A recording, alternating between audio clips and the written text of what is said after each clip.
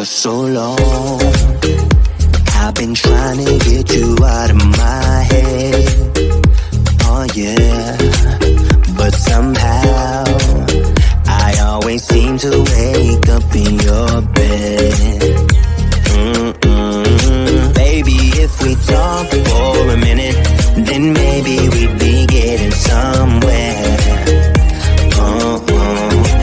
I just wanna love you a little to see where this is going. I really need to know, babe. Can we just open up? 'Cause I got to know if you feel the things I do. I might need some help if you let me go. 'Cause I'm flying through the sky and I'm getting a little high on you.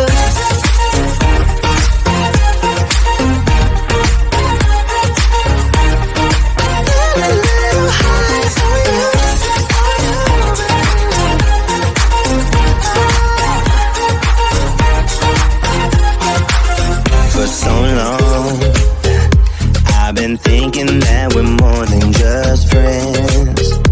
Oh yeah. Oh, but maybe your heart is falling for someone else. Whoa, whoa, whoa, maybe we should talk for a minute. Then maybe we'd be getting somewhere. I just wanna love you a little to see where this is going. I really need to know, babe. Can we just open up? 'Cause I got to know if you feel the things I do. I might need some help if you let me go. 'Cause I'm flying through the sky and I'm getting a little high on you.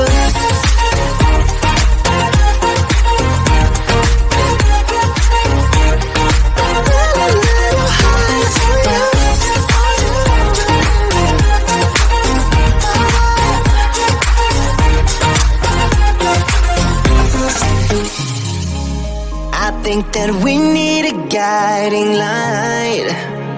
Right now we're running around in circles. But if you don't even wanna try, I need to know it.